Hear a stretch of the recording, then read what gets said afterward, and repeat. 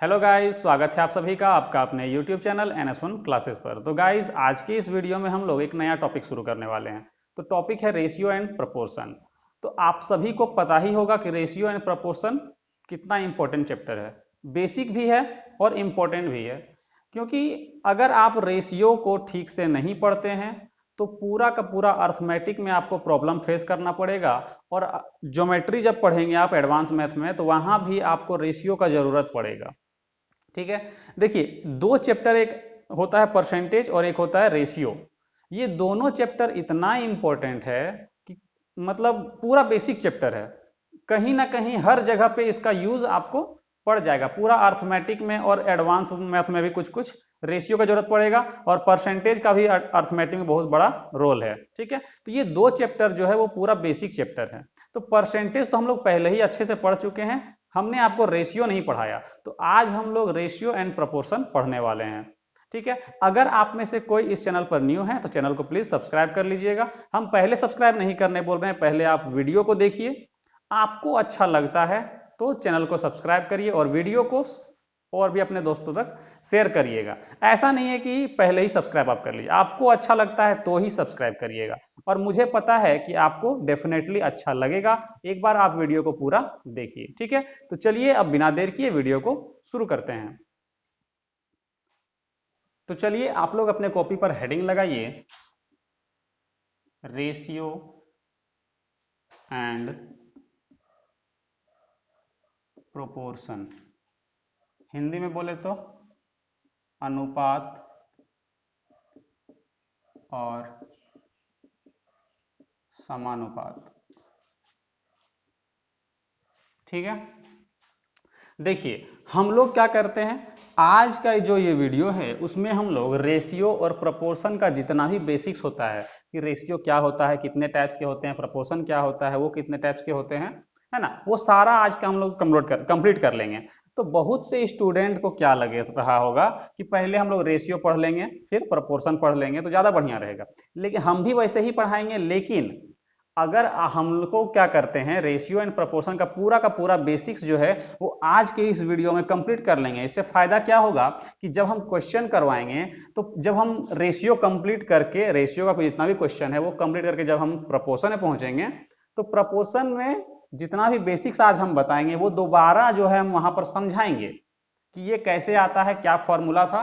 तो उससे क्या होगा, आपको ज्यादा फायदा होगा, आपका वहां पे रिवीजन हो जाएगा, तो ज्यादा बेनिफिट इसमें होगा। ठीक है। तो आज का वीडियो जो है उसमें हम क्वेश्चन नहीं करवाएंगे, सिर्फ और सिर्फ इसका जो दोनों का जो है पूरा का पूरा बेसिक्स हम लोग जानेंगे।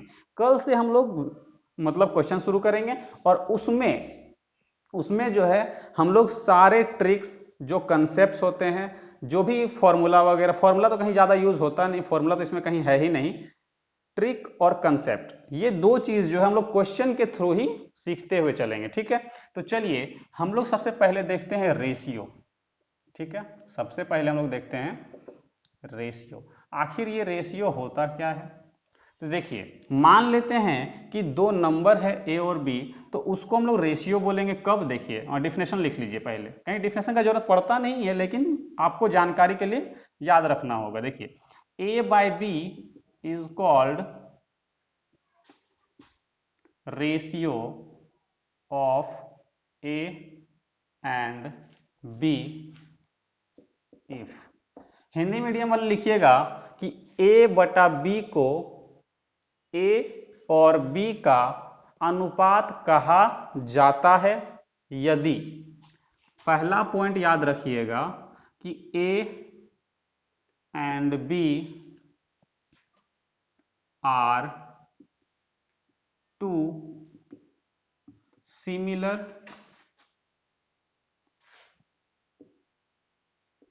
क्वांटिटीज। ठीक है।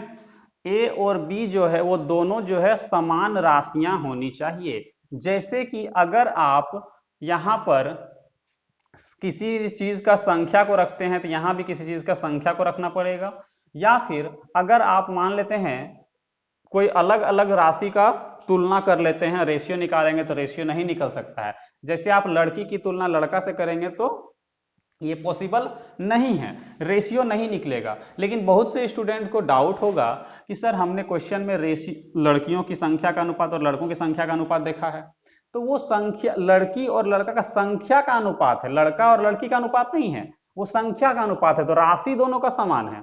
ठीक है, इसको ध्यान रखिएगा कि दोनों जो है वो सेम टाइप की चीजें होनी चाहिए, मतलब सेम राशियां होनी चाहिए।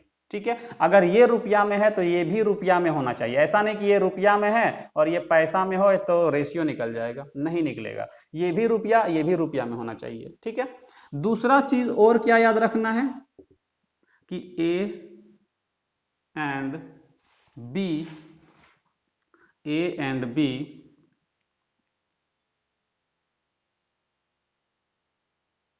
Are in the simplest form. मतलब सिंपलेस्ट फॉर्म कहने का क्या मतलब है कि ए और बी जो है वो सिंपलेस्ट फॉर्म में होना चाहिए, मतलब इन दोनों में कुछ कॉमन नहीं होना चाहिए, इन लोग दोनों में कुछ भी कॉमन नहीं होना चाहिए। मतलब हम ब्रैकेट में लिख देते हैं जिसका एचसीएफ जो है वो 1 होना चाहिए, मतलब कुछ भी कॉमन नहीं होना चाहिए। तो ये 2 पॉइंट अगर होगा तो हम ए बाय बी को क्या बोलेंगे, ए और बी का रेशियो बोलेंगे। ठीक है, इसमें से कुछ नोट्स हम आपको नोट लिखवा रहे हैं, वो आप याद रखिएगा। ठीक है, देखिए हम ए रेशियो बी जब लिखते हैं तो इसी का मतलब होता है ए बाय बी, मतलब ये दोनों जो है वो सेम चीज है, तो आपको ये याद रखना है। दूसरा पॉइंट और क्या याद रखना है कि दूसरा पॉइंट में याद रखना है कि अगर कहीं पे रेशियो ए बाय बी दिया हुआ है, ठीक है, तो इसमें अगर हम मान लेते हैं x ऊपर नीचे x मतलब सेम संख्या से सेम नंबर से अगर मल्टीप्लाई करते हैं या फिर सेम नंबर से डिवाइड कर दें, ठीक है, तो इसका रेशियो जो है चेंज नहीं होगा, इसका रेशियो जो है वो अभी भी a बटा बी ही होगा, ये आप याद रखिएगा। मतलब कि कोई रेशियो अगर दिया हुआ है तो प्रत्येक टर्म में, है ना, प्रत्येक टर्म में अगर कोई समान संख्या से क्या किया जाए, गुना किया जाए या भागा किया जाए, तो उसका जो अनुपात होता है वो चेंज नहीं होता है, समान रहता है। अगर आपको लैंग्वेज में लिखना है तो लिख लीजिएगा कि यदि किसी अनुपात के प्रत्येक पद में समान संख्या से गुना या भाग किया जाता है तो उसका अनुपात बदलता नहीं है या समान रहता है, लिख लीजिएगा। ठीक है, तो ये है हमारा रेशियो। रेशियो क्या होता है उससे हम लोग ये चीज जाने। ठीक है, अब रेशियो कितना टाइप का होता है वो हम लोग जानेंगे, पहले आप इसको नोट कर लीजिएगा। तो चलिए अब हम लोग इसके टाइप्स के बारे में बात करते हैं। ठीक है, टाइप्स ऑफ रेशियो, रेशियो कितने टाइप्स के होते हैं। ठीक है,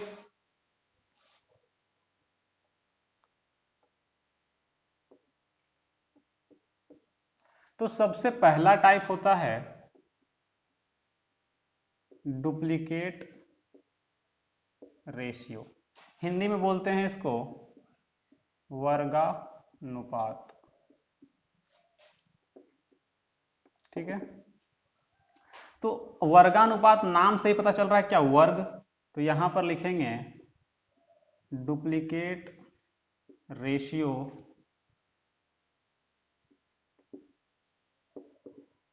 ऑफ ए रेशियो बी, मतलब ए रेशियो बी का डुप्लीकेट रेशियो क्या होगा, तो A square ratio B square.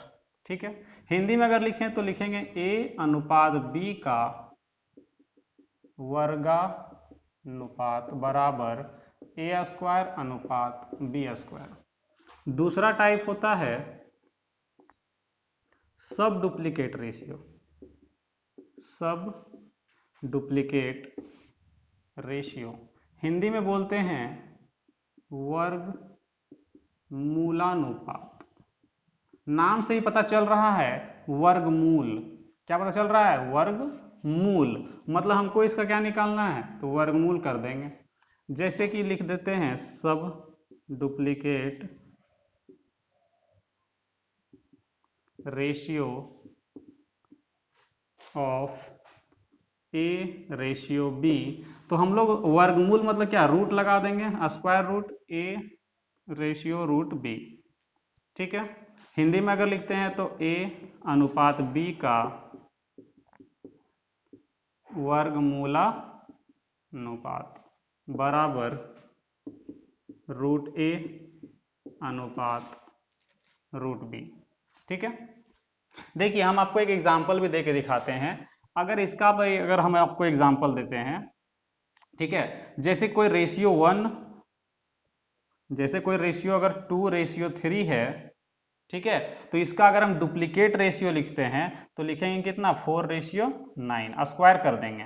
लेकिन अगर कहीं पे लिखा हुआ है 4:9 और इसका आपको सब डुप्लीकेट रेशियो लिखना है तो क्या करेंगे, रूट लगा देंगे, तो ये 2 और 3 बन जाएगा। ठीक है, तो इसको आप नोट करिए, अभी और भी टाइप्स हैं इसमें। ठीक है, तो चलिए अगले टाइप की ओर बढ़ते हैं। तीसरा टाइप है हमारा triplicate ratio. Triplicate ratio Hindi में बोलते हैं घनानुपात। तो नाम से पता चल रहा है क्या, घन, क्या करना है हमको, घन करना है, मतलब कि क्यूब करना है। Triplicate ratio of A ratio B equals to A cube ratio B cube.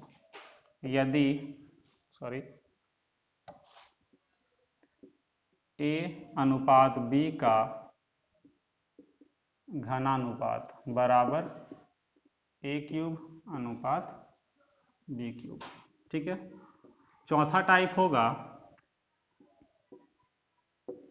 सब ट्रिप्लीकेट रेशियो। ठीक है, जिसको हम लोग बोलेंगे घन मूलानुपात। ठीक है, नाम से पता चल रहा है क्या, घनमूल, क्यूब रूट करेंगे। ठीक है, sub triplicate ratio of A ratio B, तो क्या हो जाएगा, क्यूब रूट लगाएंगे यहाँ पर, cube root A ratio cube root B, तो ये हमारा हो जाएगा ट्रिप्लीकेट रेशियो। अगर एग्जाम्पल दें तो जैसे कि कहीं पे अगर 3:4 लिखा हुआ है और इसका आपको ट्रिप्लीकेट रेशियो लिखना है, तो ट्रिप्लीकेट रेशियो क्या करेंगे, इसका क्यूब और इसका क्यूब करेंगे, 3 का क्यूब 27, 4 का क्यूब 64, तो ये हमारा हो जाएगा सब ट्रिप्लीकेट रेशियो।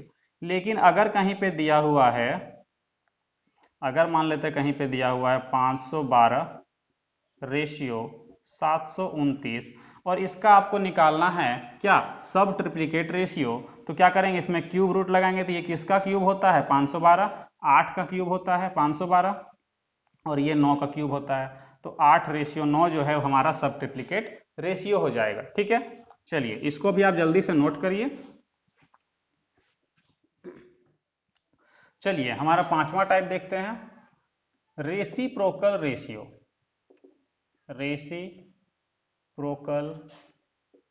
रेशियो या फिर हम बोलते हैं इनवर्स रेशियो। इनवर्स रेशियो अगर हिंदी में बोले तो वो इसको एक हम लोग व्युत्क्रमानुपात या फिर विलोमानुपात, ये दो नाम से जानते हैं। ठीक है, तो रेसिप्रोकल रेशियो क्या होता है, जैसे भी मान लेते हैं, लिखेंगे reciprocal ratio of A ratio B. तो रेसिप्रोकल कहने का क्या मतलब है, 1/, करके लिख देंगे, 1/a रेशियो 1/b, इनवर्स बोलते हैं जिसको, और इसी को जब हम सॉल्व करेंगे तो b रेशियो a हो जाएगा, मतलब जस्ट उल्टा हो जाएगा। ठीक है, एक अगर ये रेशियो 3 रेशियो में से निकालें, जैसे कि लिखेंगे अगर reciprocal ratio of A ratio B ratio C, तो क्या करना होगा, a/1/a ratio 1/b ratio 1/c, तो इसको जब हम लोग सॉल्व करेंगे तो इसको सॉल्व करने का एक तरीका होता है, हम यहाँ पे थोड़ा सा समझाना चाहेंगे। सबसे पहले इसका क्या करेंगे, एलसीएम अगर लेते हैं तो एलसीएम लेंगे तो ए बी और सी क्या हो जाएगा, एलसीएम हो जाएगा। तो ए नीचे है पहले से, बी सी बच जाता है तो बी सी यहाँ लिख लेते हैं। सेम यहाँ बी है तो ए सी बच जाएगा तो ए सी लिख लेते हैं। फिर यहाँ सी है तो ए बी बच जाएगा। तो इस तरह से इसको लिख लेंगे। या फिर एक तरीका और भी है, हमको ए के जगह पे लिखना है तो ए को बंद कर देंगे, बी और सी को मल्टीप्लाई करेंगे तो बी सी। बी के जगह पे लिखना है तो बी को बंद करेंगे और ए सी को मल्टीप्लाई करके ए सी। सी के स्थान पर लिखना है सी को बंद कर देंगे, बी और ए को मल्टीप्लाई करेंगे तो ए बी बनेगा। आप ऐसे भी कर सकते हैं, ठीक है। तो ये जो है वो हमारा रेसिप्रोकल रेशियो हुआ या फिर इनवर्स रेशियो हुआ, ठीक है। एक और होता है कंपाउंड रेशियो, ठीक है। तो उसके लिए थोड़ा सा स्पेस कम पड़ जाएगा, तो इसको पहले आप नोट करिए, ठीक है। तो चलिए देखते हैं हमारा last type, compound ratio. Compound ratio जिसको हम लोग बोलते हैं हिंदी में यौगिकानुपात, या फिर कहीं कहीं आपको देखने को मिलेगा मिश्र अनुपात या मिश्रित अनुपात, ठीक है। मिश्र अनुपात या फिर मिश्रित अनुपात, ठीक है। ये क्या होता है जरा देखिए यहां पर, जैसे कहीं पे लिखा हुआ रहेगा कि ए अनुपात बी तथा बी अनुपात सी अनुपात डी, ठीक है। ये दो अनुपात का हमको क्या निकालना है, तो कंपाउंड रेशियो मतलब यौगिका अनुपात निकालना है। तो कुछ नहीं करना है, इसका फर्स्ट टर्म इसका फर्स्ट टर्म से क्या करेंगे, तो मल्टीप्लाई कर देंगे, तो क्या हो जाएगा AC, और इसका सेकेंड टर्म मल्टीप्लाई करेंगे तो हो जाएगा BD। तो यही जो है वो हमारा होता है कंपाउंड रेशियो। इंग्लिश वाले लिखना चाहेंगे तो लिखिएगा compound ratio of A ratio B and C ratio D, ठीक है। अगर ये रेशियो यहाँ दो ठो था, अगर 3 रेशियो दे के पूछेगा तो क्या बोलेंगे, तो A ratio B, C ratio D, C ratio D तथा E रेशियो F का यौगिकानुपात या मिश्रित अनुपात, या फिर इंग्लिश में बोलेंगे तो कंपाउंड रेशियो। तो क्या हो जाएगा ACE रेशियो BDF। इसका फर्स्ट टर्म और इसका फर्स्ट टर्म मल्टीप्लाई करके लिखें, फिर इसका सेकंड टर्म को मल्टीप्लाई करके लिखें, तो ये होता है कंपाउंड रेशियो। तो रेशियो में इतना ही बेसिक्स है। अब हम लोग बढ़ते हैं प्रपोर्शन की ओर। प्रपोर्शन के बारे में जानते हैं, प्रपोर्शन क्या है, वो कितने टाइप्स के होते हैं, ठीक है। तो नोट कर लीजिए पहले आप इसको। तो चलिए अब हम लोग थोड़ा सा प्रपोर्शन के बारे में भी जान लेते हैं। देखिए प्रपोर्शन क्या होता है। प्रपोर्शन यानी कि समानुपात, ठीक है। तो इसका डेफिनेशन देख लेते हैं पहले क्या होता है। लिखेंगे if two ratios are equal, they are said to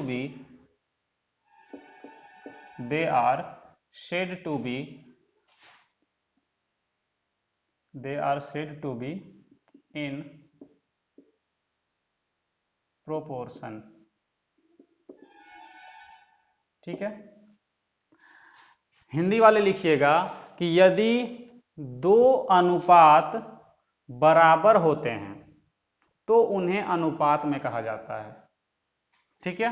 जैसे हम यहां पे लिख देते हैं if A, B, C and D are in proportion,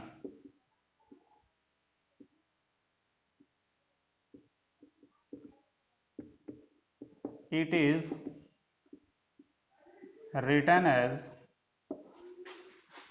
A ratio B proportion C ratio D। देखिए हिंदी मीडियम वाले लिखिएगा कि यदि दो अनुपात बराबर होते हैं तो उन्हें समानुपात में कहा जाता है। हम आपको लिख के भी बोल दिए, जैसे कि ए बी सी और डी ये तीन संख्या है जो किस में है, तो समानुपात में है, मतलब प्रपोर्शन में है। तो यहां भी लिखिएगा यदि ए बी सी तथा डी समानुपात में हैं तो उन्हें इस रूप में लिखा जाता है, मतलब it is written as A ratio B proportion C ratio D. ठीक है, यहां पर अगर हम ए बी सी और डी की बात करें तो ये क्या क्या होते हैं देख लीजिएगा। ठीक है, अगर हम ए एंड डी की बात करते हैं तो इसको हम लोग बोलते हैं एक्सट्रीम टर्म। क्या बोलते हैं? Extreme term. हिंदी मीडियम वाले लिखिएगा बाह्य बाह्य पद। ठीक है, उसके बाद बी एंड सी इसको बोलते हैं मीन टर्म। क्या बोलते हैं? Mean term. हिंदी मीडियम वाले लिखिएगा मध्य पद। ठीक है, डिफिनेशन हम इंग्लिश में लिख दिए हैं और हिंदी में आपको बोल भी दिए हैं, अगर कोई नहीं लिखे तो मैं फिर से बोल दे रहा हूं कि यदि दो अनुपात बराबर होते हैं तो उन्हें समानुपात में कहा जाता है। अगर एग्जाम्पल के तौर पर आपको हम ये समझ लीजिए कि एग्जाम्पल एक तरह का है, यदि ए बी और सी समानुपात में है तो उन्हें ए अनुपात बी समानुपात सी अनुपात डी के रूप में लिखा जाता है। ठीक है, इसमें ए और डी क्या है? बाह्य पद है, और बी और सी क्या है? मीन टर्म यानी कि मध्य पद है। ठीक है, ये हुआ मेरा प्रपोर्शन। ठीक है, इसमें एक नोट हम आपको बताते हैं। ठीक है, कि जैसे कि यहां पर लिखा हुआ है if A B C and D are in proportion then, अगर ये प्रोपोर्शन में है तो हम लोग क्या लिख सकते हैं इसको? ए अनुपात बी समानुपात सी अनुपात डी होता है, ये लिखते हैं। अभी हम लोग पढ़े यहां पर। इसी को अगर हम लोग ऐसे लिख लें ए बाई बी, क्योंकि अनुपात को बटा में लिख सकते हैं। समानुपात का मतलब होता है बराबर। देखिए, दो अनुपात बराबर होते हैं तब उन्हें समानुपात में कहा जाता है। तो दो अनुपात बराबर कर देंगे तो इसको हम ऐसे भी लिख सकते हैं, तो ये भी याद रखिएगा। अगर हम इसको क्रॉस मल्टीप्लाई कर देते हैं तो ये बन जाएगा AD और ये बन जाएगा BC। तो ये चीज आपको याद रखना है। ठीक है, कि अगर A B C और D कोई चार नंबर है और वो प्रपोर्शन में है या अपनी समानुपात में है तो इस प्रोडक्ट ऑफ एक्सट्रीम टर्म मतलब बाहर वाला टर्म का गुना बराबर अंदर वाला मतलब बीच वाला टर्म का गुना करेंगे तो दोनों बराबर होगा। मतलब बोल सकते हैं product of extreme equal to product of mean. ठीक है, चलिए पहले इसको नोट करिए फिर हम लोग आगे बढ़ेंगे। तो चलिए अब हम लोग आगे बढ़ते हैं और जानते हैं इसके टाइप के बारे में। Types of proportion. ठीक है, इसके कितने टाइप्स होते हैं उसके बारे में हम लोग जानेंगे। तो टाइप्स को शुरू करने से पहले हम आपको एक चीज बताते हैं। अगर आप कहीं पे पढ़े होंगे पहले से या बेसिक नॉलेज अगर होगा या फिर प्रीवियस ईयर क्वेश्चंस देखे होंगे तो आपको क्वेश्चंस में दिखा होगा कि आपसे पूछ लिया जाता है क्या? फर्स्ट प्रोपोर्शन, मीन प्रोपोर्शन, उसके बाद थर्ड प्रोपोर्शन। ठीक है, लेकिन अगर आप क्वेश्चन को ध्यान से देखिएगा, जब ये तीन चीज आपसे पूछा जाता है तो आपको जो है दो नंबर गिवन होता है। Two numbers are given. आपको कितना नंबर दिया हुआ रहता है? दो नंबर। जैसे मान लेते हैं कुछ दो नंबर ए और बी ये दिया हुआ रहेगा, तो दो नंबर दे करके आपसे ये तीन चीज जो है पूछा जाता है। और एक चीज आप देखे होंगे फोर्थ प्रोपोर्शन, वो कब पूछता है तो वो भी हम बता रहे हैं। ये तो हुआ हमारा पहला। दूसरा में क्या होता है कि पहले तो आपको फर्स्ट टर्म पूछ सकता है। कब? ये दो टर्म देके फर्स्ट मीन और थर्ड पूछ सकता है। आप देखे होंगे तीन टर्म देकर भी पूछता है, मतलब तीन नंबर भी देके आपसे पूछता है। क्या चीज पूछ सकता है? तो first proportion, second proportion, third proportion और फोर्थ प्रोपोर्शन। तो ये जो 4 चीज जो पूछेगा आपसे, इसमें आपके पास 3 नंबर जो है गिवन होंगे, ठीक है। जैसे ए, बी और सी, ये 3 नंबर जो है आपका गिवन होगा। अगर आप ध्यान से देखेंगे, मैक्सिमम क्वेश्चन जो है आपका मीन प्रपोर्शन, थर्ड प्रपोर्शन और फोर्थ प्रपोर्शन का पूछा जाता है, ठीक है। जितना भी क्वेश्चन अगर आप देखे होंगे, मैक्सिमम क्वेश्चन मीन प्रपोर्शन और थर्ड प्रपोर्शन। देखिए यहां भी थर्ड प्रपोर्शन, यहां भी, यहां पे 2 नंबर देके पूछेगा, यहां पर 3 नंबर देके पूछेगा, लेकिन मैक्सिमम क्वेश्चन जो है वो 2 नंबर दे करके पूछा जाता है, ठीक है। लेकिन इस बार का CHSL 2021 में 3 नंबर दे करके थर्ड प्रपोर्शन भी पूछा गया है। तो ऐसा नहीं है कि पहले नहीं पूछता था तो अभी नहीं पूछेगा, पूछेगा। इसीलिए आपको ये सारा चीज का जानकारी रखना है। तो इसी के बारे में भी हम लोग पढ़ने वाले हैं टाइप्स ऑफ प्रपोर्शन के अंदर में, ठीक है। तो चलिए अब देखते हैं इसको। यहां पर हम इसको बांट के चलते हैं केस 1। पहला केस में इसको बांटते हैं, जिसमें लिखेंगे व्हेन 2 नंबर्स आर गिवन, जब 2 संख्याएं दी गई हों। जब 2 संख्या दिया हुआ रहेगा तो हम आपको बताएं, आपसे 3 चीज पूछता है, फर्स्ट प्रपोर्शन, मीन प्रपोर्शन और थर्ड प्रपोर्शन, ठीक है। तो तीनों हम देखते हैं। सबसे पहला फर्स्ट प्रपोर्शन। फर्स्ट प्रपोर्शन, देखिए एग्जाम में यहां पे कभी कभी फर्स्ट प्रपोर्शनल देखने को मिलेगा, कभी फर्स्ट प्रपोर्शन देखने को मिलेगा, ठीक है। तो दोनों ही एक ही बात है। हिंदी में इसको बोलते हैं प्रथमानुपात, ठीक है। प्रथमानुपात, अगर यहाँ पे प्रपोर्शन लिखेंगे तो प्रथमानुपात, प्रपोर्शनल लिखेंगे तो प्रथमानुपाती लिखेंगे, फिर है ना, बात एक ही है, ठीक है। चलिए, तो अगर हम यहाँ पर मान लेते हैं 2 नंबर लेकर के ए और बी, ठीक है, लिखेंगे इफ, या फिर हिंदी वाले लिखेगा यदि, इफ ए, यहां पर लिखते हैं if the first proportion, if the first proportion of A and B is X, then, Hindi medium वाले लिखिएगा यदि A तथा B का प्रथमानुपात X है तो, ठीक है। तो देखिए हमको तो पहले क्या बोला है, फर्स्ट प्रपोर्शन। तो प्रपोर्शन क्या होता है, A ratio B समानुपात C ratio D, ये होता था प्रपोर्शन। लेकिन हमको क्या बोला है, फर्स्ट प्रपोर्शन, मतलब ये फर्स्ट वाला जो प्लेस है इसको हम X मान लेंगे। इसको क्या मान लेंगे, X, क्योंकि यहाँ पर हम बोल दिए हैं कि पहला प्रपोर्शन जो है, प्रथमानुपात जो है वो X है, ठीक है।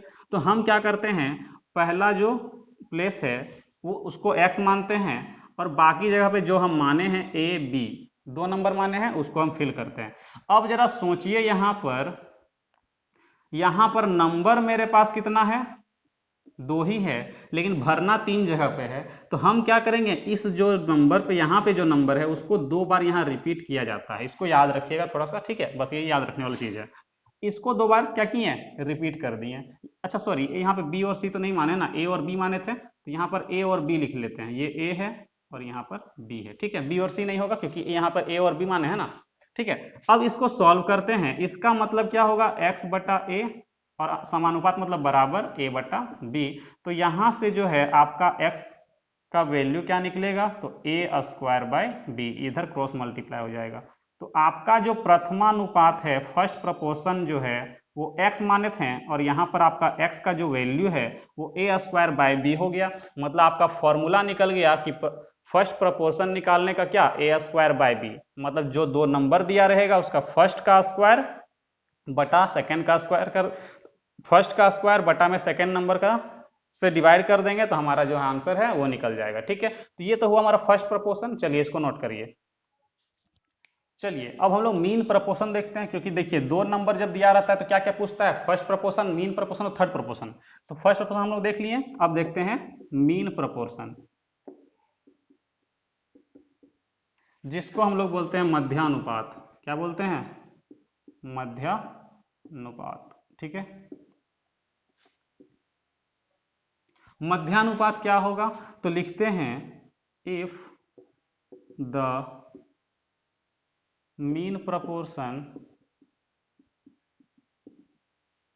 Of A and B is X। ठीक है, हिंदी मीडियम वाले सेम लिख लीजिएगा, यदि A तथा B का मध्यानुपात X है तो। ठीक है, इसमें क्या करेंगे, तो यहां पर देखिए इस बार मध्यानुपात बोला है, मतलब बीच वाला टर्म को x मान के चलेंगे। तो यहां पर क्या करेंगे, बीच वाला टर्म में ये दोनों आएगा, तो दो यहां पे जो नंबर होता है वही रिपीट होता है, और यहाँ पर b।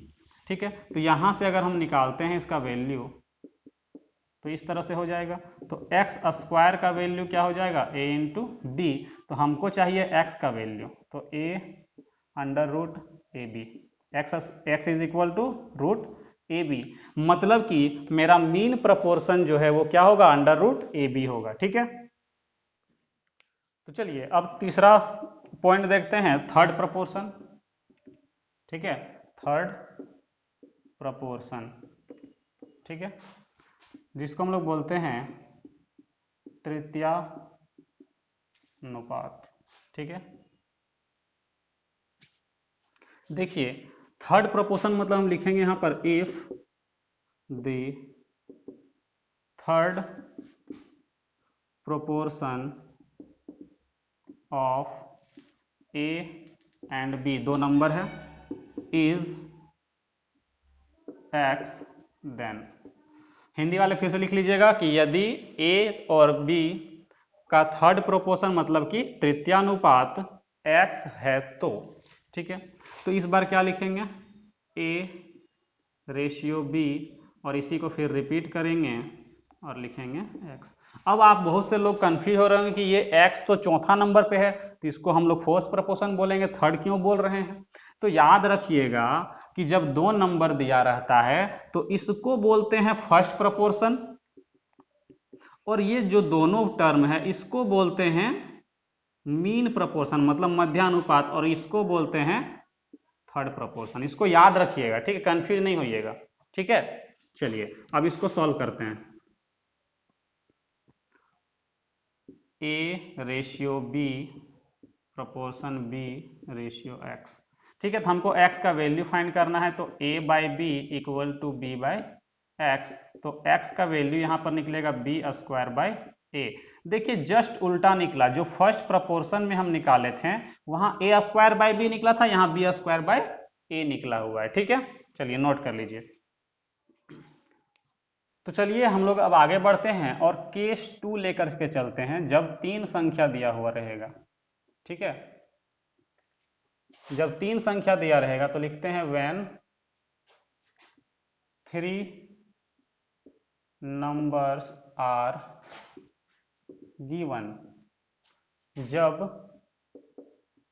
तीन संख्याएं दी गई हो।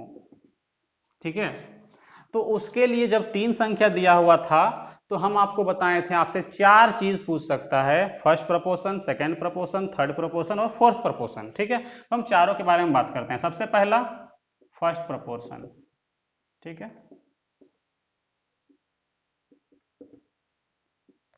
जिसको हम लोग बोलते हैं प्रथमानुपात। देखिए लिखेंगे यहां पर इफ द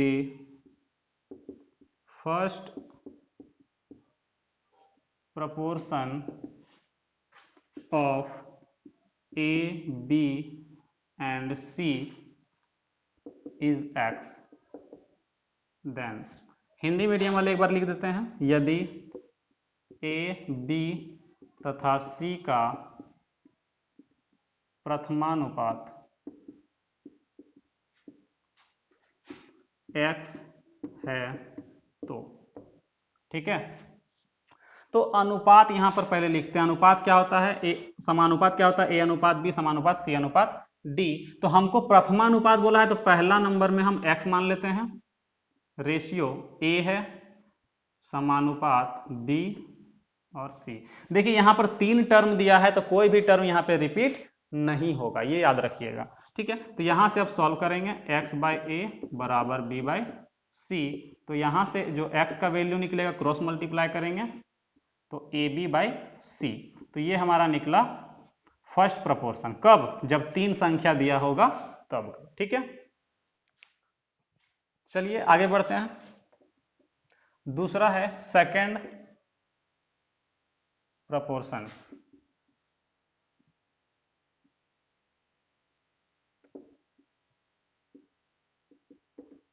सेकंड प्रपोर्शन यानी कि द्वितीयानुपात, ठीक है। क्या बोलेगा? द्वितीयानुपात। तो इस बार क्या करेंगे? लिखेंगे if the second proportion of A, B and C is X, then Hindi medium वाले लिख लीजिएगा, यदि A, B तथा C का द्वितीय अनुपात कितना है? X है तो X अनुपात, दूसरा अनुपात बोला है तो दूसरा के नंबर पे X मान लेंगे, कोई नंबर रिपीट नहीं होगा तो B और C, ठीक है। इसको जब सॉल्व करेंगे तो A बाई एक्स बराबर बी बाई सी। तो x का जब वैल्यू निकालेंगे तो ए सी बाई बी निकलेगा, ठीक है। अब आगे जब थर्ड प्रपोर्शन को हम बताएंगे आपको तो देखिएगा वहां भी सेम यही चीज आएगा, ए सी बाई बी। मतलब कि सेकेंड प्रपोर्शन और थर्ड प्रपोर्शन दोनों सेम निकलेगा, ठीक है। चलिए अब देखते हैं थर्ड प्रपोर्शन के बारे में।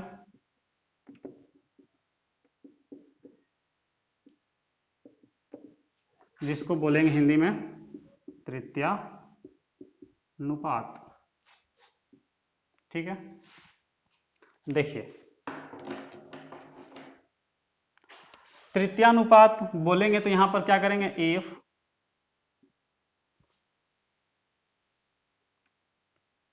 The third proportion, if the third proportion of A, B and C is X, then यहां पर हिंदी वाले लिखिएगा यदि A, B तथा C का तृतीयानुपात क्या है? X है तो यहां पर तीसरा अनुपात को X मान लेंगे, मतलब यहां पर, ठीक है। यहां पर क्या हो जाएगा? X हो जाएगा। इसको जब सॉल्व करेंगे तो A by B equal to X by C. तो जब x का वैल्यू निकालेंगे तो ध्यान दीजिए यहां भी क्या आ रहा है? ए सी बाई बी। मतलब कि देखिए द्वितीय अनुपात और तृतीय अनुपात में दोनों सेम आ गया। मतलब दोनों, अगर दोनों में से कुछ भी पूछता है फॉर्मूला सेम है, आंसर भी सेम आएगा, ठीक है। क्यों? क्योंकि यहां पे x रहता है तो डिवाइड के फॉर्म पर, तो इस x अगर b को उधर ले जाए, x को उधर ले जाए तो द्वितीय अनुपात वाला फॉर्म बन जाएगा। तो ये दोनों सेम चीज है, या आपको तृतीय अनुपात पूछ ले या द्वितीय अनुपात पूछ ले, दोनों सेम निकलेगा। इसको आप रट्टा मार लीजिए, दोनों सेम निकलेगा, ठीक है।